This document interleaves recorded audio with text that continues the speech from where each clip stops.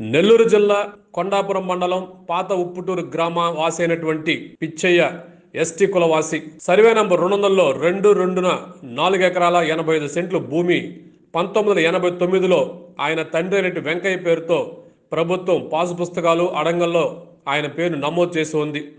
అయితే ఆ భూమిని అతనే సాగు చేసుకుంటున్నప్పటికీ మరో వ్యక్తి ఇబ్బంది పెట్టడంతో తన భూమిని తనకు సర్వే చేసి ఇవ్వాలంటూ సర్వేరకు అర్జీ పెట్టుకున్నా పట్టించుకోకపోవడంతో ఆర్డీఓని కలవడం జరిగిందన్నారు. నెల రోజుల క్రితం ఆర్డీఓ సర్వేలకు ఆదేశాలు జారీ చేసినా సర్వేర్ ఇప్పటివరకు స్పందించలేదని, దళితులపై అధికారులు చూపిస్తున్నట్టు నిర్లక్ష్య వైఖరిపై స్పందించాలంటూ ఆయన ఆవేదన వ్యక్తం చేశారు. పొలంలోకి వచ్చి నా చేయను దున్నుతాను సార్.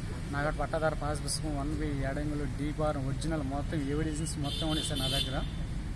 అయినా కానీ నేను ఎన్నిసార్లు చలాన పెట్టినా కానీ నాకు రెస్పాన్స్ లేదు సార్. ఒకసారి ఆర్డీఓ గారికి లెటర్ ఇచ్చాను, మళ్ళీ ఆ లెటర్ ఎత్తుకొని పోయి మళ్ళీ కొండాపురం దగ్గర ఇచ్చాను సార్. ఎన్నిసార్లు ఇచ్చినా కానీ రెస్పాన్స్ లేదు సార్. ఈరోజు మళ్ళీ ఆర్డీఓ సార్ని కలిసాము సార్.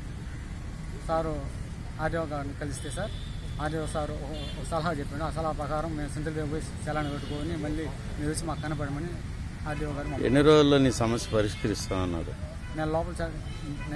ఒక నెల లోపల నీ సమస్య క్లియర్ కాకపోతే ఆ తర్వాత నాతో వచ్చి మాట్లాడమన్నాను సార్. చెప్పనా? నా పేరు కొమరగి వెంకటప్రసాద్. నేను నెల్లూరు జిల్లా యానా సమైక్య జనరల్ సెక్రటరీని. ఇక్కడ మన కొండాపురం మండలం నుంచి మా ఎస్టీ గిరిజనుడు యాక్సిరి పిచ్చి అనే అతను దాదాపు 4 ఎకరాల 85 సెంట్లు భూమి ఉంటే దాన్ని ఇప్పటికీ కూడా సర్వే చేసి రెవెన్యూ డిపార్ట్మెంట్ ఇంతవరకు కూడా అతనికి డివైడ్ చేసి ఇవ్వటం అనేది లేదు.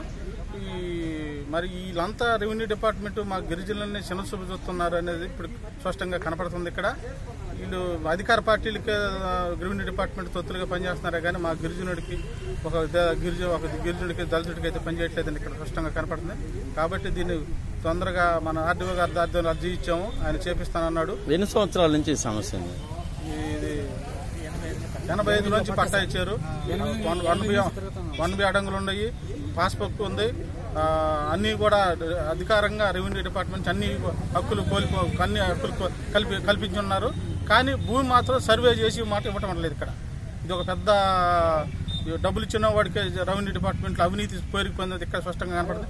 మా యానాదులను ఒక చిన్న చూపు చూస్తూ ఉండేవారు అధికార పార్టీ వాళ్ళు అయితే, రెవెన్యూ డిపార్ట్మెంట్ అయితే దీన్ని తొందరగా సర్వే చేసి మనకి ఇప్పించాల్సిందిగా మేము కోరుకుంటాం. యానా సమైక్య మీరు ట్రెజరీలో అమౌంట్ కడితే సర్వే చేసి ఇప్పటికి 6 సార్లు ట్రెజరీలో చలానా కట్టామండి.